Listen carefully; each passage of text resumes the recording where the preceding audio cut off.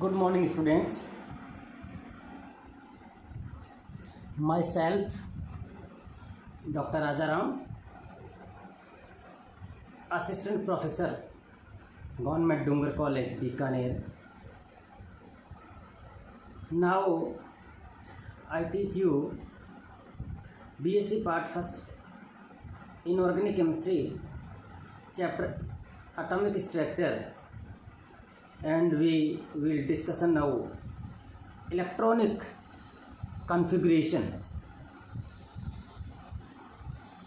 अर्थात हम ये जानते हैं परमाणु के अंदर जो इलेक्ट्रॉन पाए जाते हैं वो उनके कोश के अंदर उपकोश और उपकोश के अंदर कक्षकों में पाए जाते हैं जो कि एंटी स्पिन होते हैं। अब इनको इलेक्ट्रॉनिक विन्यास के रूप में किस प्रकार से बरते उसके बारे में आबो ने अपना प्रिंसिपल दिया था, आबो सिद्धांत दिया। उसमें हम लोगों ने N+L रूल के बारे में समझा था। आज उन्हीं नियमों को ध्यान में रखते हुए हम इलेक्ट्रॉनिक विन्यास के बारे में चर्चा करेंगे। इलेक्ट्रॉनिक विन्यास के लिए N+L रूल में हमने देखा था कि एक सीरीज बनती है 1s 2s 2p 3s 3p 4s 3d 4p 4d इस प्रकार से ये एनर्जी के इंक्रीजिंग ऑर्डर में होता है और इसी ऑर्डर में हम लोग इलेक्ट्रॉनों को फिलअप करते हैं। लेकिन इनमें इलेक्ट्रॉन फिलअप करते समय बीच में कुछ एक्सेप्शंस अर्थात अपवाद आते हैं, उनके बारे में हम लोग डिस्कशन करेंगे। जैसे कि विद्यार्थियों, आप लोग ये जानते हैं कि या तो कक्षक खाली हो तो वह स्थायी होता है, या फिर हाफ फिल्ड हो तो स्थायी होता है, या फिर कंप्लीट फिल्ड हो तो स्थायी होता है। इन तीनों कंडीशंस के अलावा स्थायित्व कम होता है और अस्थायित्व ज़्यादा होता है। तो इन्हीं चीज़ों को हम लोग आज इलेक्ट्रॉनिक विन्यास के बारे में भी डिस्कशन करेंगे। हम शुरुआत करते हैं हाइड्रोजन के परमाणु को लेकर। हाइड्रोजन जिसका परमाणु क्रमांक 1 है और परमाणु का जो एलिमेंट का जो सिंबल है वो हाइड्रोजन H है, तो इसके लिए हम करेंगे तो 1s1 अर्थात 1 जो है ये इसकी प्रिंसिपल क्वांटम नंबर है, मुख्य क्वांटम संख्या है। S जो है ये इसका उपकोश है, 1 है ये इलेक्ट्रॉन है। अर्थात हाइड्रोजन के अंदर पहले कोष के S उपकोश में एक इलेक्ट्रॉन उपस्थित है, अर्थात ये वाला इलेक्ट्रॉन उपस्थित है 1s1। बात करें 2He हीलियम की बात करें, इलेक्ट्रॉन 2 हो गए हैं तो S में 1 और S में 2, तो ये लीजिए 1s2 एक पैरेलल और एक एंटी पैरेलल 1s। अब ये तो है एक इलेक्ट्रॉन वाला और ये S में 2 इलेक्ट्रॉन हो गए, तो ये कंप्लीट फील्ड हो गया। तो ये क्या होता है, नॉन रिएक्टिव, अर्थात हम कह सकते हैं ये क्या है, इनर्ट गैस। क्लियर। अब हम नेक्स्ट बात करें हीलियम, लिथियम, बेरिलियम। लिथियम का एटॉमिक नंबर 3, तो 1s1 and 1s2 and 2s1, यहाँ भी अंतिम इलेक्ट्रॉन S में ही उपस्थित है। और जब हम बात करें फॉर बेरिलियम तो 1s2 और 2s2 अर्थात S में 2 इलेक्ट्रॉन आ गए। अब हम नेक्स्ट बात करें बोरॉन। अब यहाँ पर ये तो सेम है, ये सेम है, ये 2p1। अब यहाँ पर p1 p2 p3 ये कंप्लीट 6 इलेक्ट्रॉन्स भरे जा सकते हैं। तो बोरॉन से लेकर के और नियोन तक कंप्लीट 2p6 इलेक्ट्रॉन्स भरे जाएंगे, यहाँ तक कोई प्रॉब्लम नहीं आता है हमें। नेक्स्ट हम इसे आगे चलते हैं तो बोरॉन के बाद आता है कार्बन, नाइट्रोजन, ऑक्सीजन, फ्लोरीन और नियोन। इनके लिए 1s 2s2 2p1 2 6 complete fill हो जाता है। नियोन जो है ये 2p6 होता है जो कि इनर्ट गैसेस है। अब इसके बाद जाते हैं तो इलेक्ट्रॉन 2p के बाद कहाँ जाता है बच्चों, 3s में। तो 3s में इलेक्ट्रॉन कौन सा जाएगा, नंबर 11 सोडियम वाला। तो 3s में इलेक्ट्रॉन एक चला जाता है, अर्थात सोडियम में बाह्यतम कोश में एक इलेक्ट्रॉन है। इसके बाद में कंप्लीट S1 S2, फिर वापस P1 P2 P3, तो ये 18 नंबर तक हम जाते हैं जहां आर्गन आता है। आर्गन के अंदर electronic configuration 1s2 2s2 2p6 3s2 3p6 complete हो गया। अब हम जब 19 नंबर में जाते हैं तो ये आता है पोटेशियम। पोटेशियम आता है तो 3p6 तक तो ये रहेगा ही रहेगा, लेकिन उसके बाद में इलेक्ट्रॉन्स 3d और 4s। अब यहाँ पे इलेक्ट्रॉन 3d में पहले जाता है या 4s में पहले जाता है, यह बात हमें पता चलती है n+l रूल से। n+l रूल से, जहाँ पर n की वैल्यू n+l में वहाँ इलेक्ट्रॉन पहले भरते हैं जहाँ n+l का मान कम होता है। तो हम ये जानते हैं कि 4s में n+l का मान कम होता है, तो यहाँ पर 4s1 होगा। नेक्स्ट यदि बात करें 20 की, तो यहाँ 4s2 होगा। अब हम 21 में जब आते हैं तो 4s2 तो भरा हुआ है, उसके बाद में क्या हो जाएगा 3d1। तो यहाँ से इलेक्ट्रॉन 3d1 से लेकर के 3d10 तक बढ़ते जाते हैं। लेकिन इसमें अब एक एक्सेप्शन केस आता है, उसके बारे में हम लोग आपसे डिस्कशन करेंगे। और ये एग्जाम में काफ़ी बार पूछा जाता है कि क्रोमियम 24 इसका इलेक्ट्रॉनिक कॉन्फ़िगरेशन क्या होगा। अकॉर्डिंग टू इट होना क्या चाहिए 1s2 2s2 2p6 3s2 3p6 4s2 3d4 यह होना चाहिए, लेकिन ये नहीं होता। यहाँ पर इलेक्ट्रॉन पहले s में नहीं जाते, पहले इलेक्ट्रॉन d में जाते हैं, अर्थात d जो है वो पहले फिलअप होगा, बाद में इलेक्ट्रॉन s में जाएगा। यह n+l के नियम का अपवाद है। इलेक्ट्रॉन पहले कहाँ जाएगा, फर्स्ट कहाँ जाएगा 3d में, आफ्टर कहाँ जाएगा 4s में। तो जब 3d में पहले इलेक्ट्रॉन जाएगा तो डियर स्टूडेंट्स कॉन्फ़िगरेशंस क्या होगा 1s2 2s2 2p6 3s2 3p6। Clear. अब हम बात करें यहाँ पे 3d4, तो यहाँ आएगा 3d5 एंड 4s1। ये n+l के नियम का अपवाद है। तो ये क्रोमियम का इलेक्ट्रॉन विन्यास ही सही है, ये गलत है। d में 5 इलेक्ट्रॉन हैं जो कि हाफ फील्ड है, हाफ फील्ड है।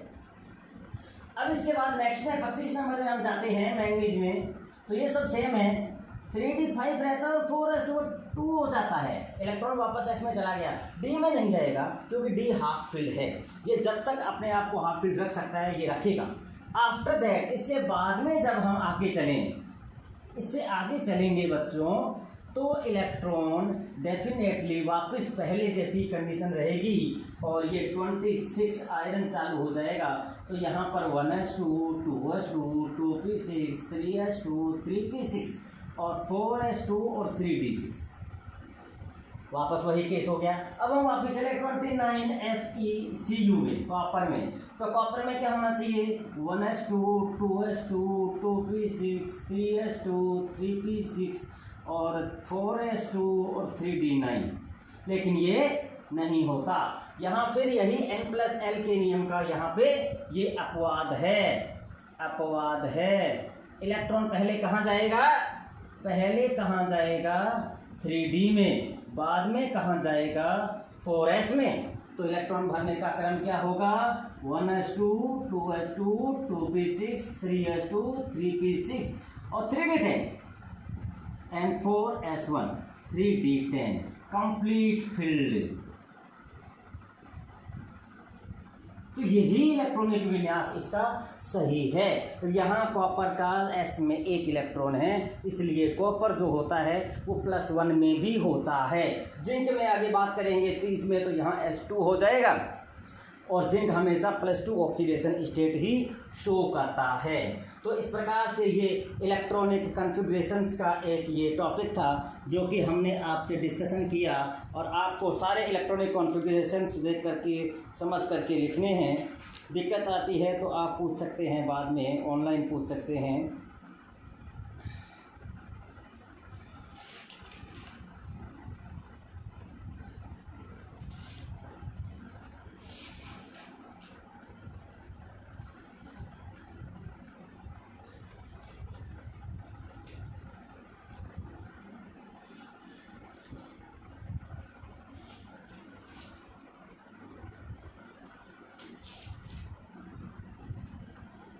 अब हम बात करेंगे प्रभावी नाभिकीय आवेश की।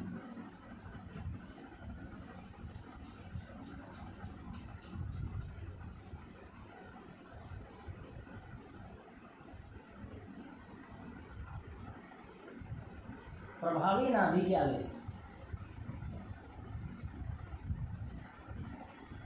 अब बच्चों प्रभावी नाभिकीय आवेश, जैसे कि नाम से पता चल रहा है नाभिकीय आवेश अर्थात नाभिक के द्वारा डाला गया इलेक्ट्रॉनों के ऊपर आकर्षण, इसे हम नाभिकीय आवेश कहते हैं। ठीक है, सभी इलेक्ट्रॉन्स के ऊपर नाभिकीय आवेश होता है, लेकिन ये प्रभावी नाभिकीय आवेश कौन सा होता है? प्रभावी नाभिकीय आवेश के लिए हम एक एटम का स्ट्रक्चर बनाते हैं। जैसे ये एक एटम है, इसके अंदर हमने इलेक्ट्रॉन फिलअप कर रखे हैं, ये लीजिए 2 और 6 8 ये इलेक्ट्रॉन है।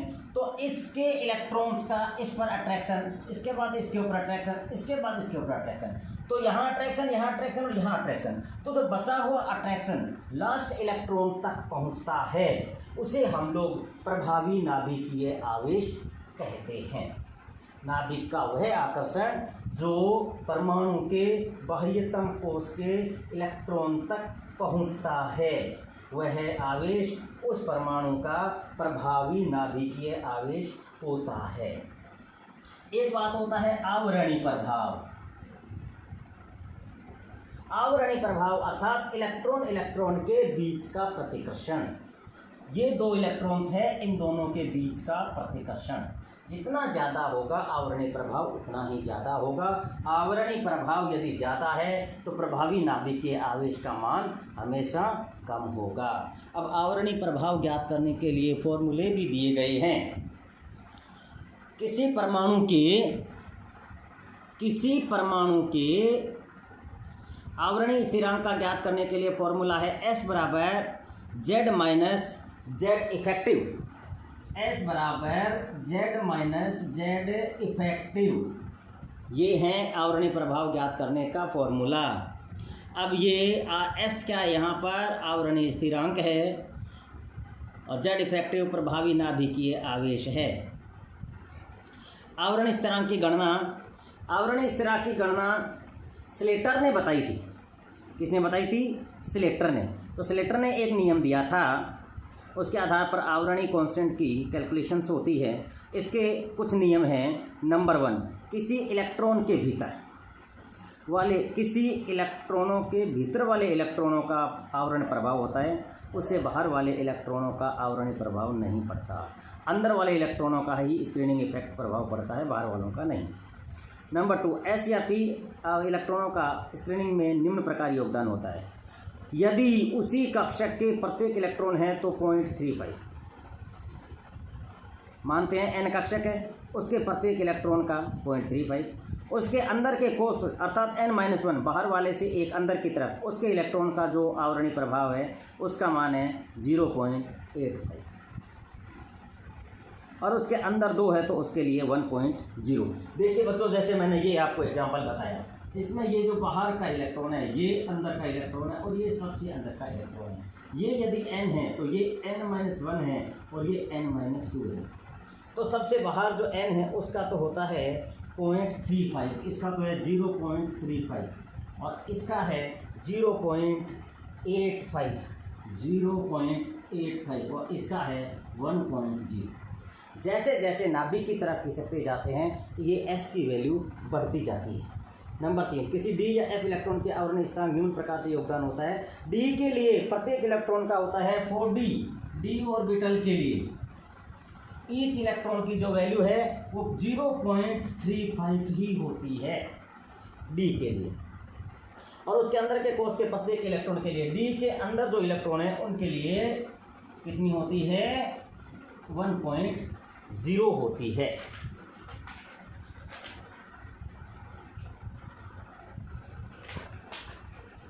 वन एस कक्षक में इलेक्ट्रॉन पर दूसरे का आवरणीय स्थिरांक 0.30 होता है और हाइड्रोजन के 1s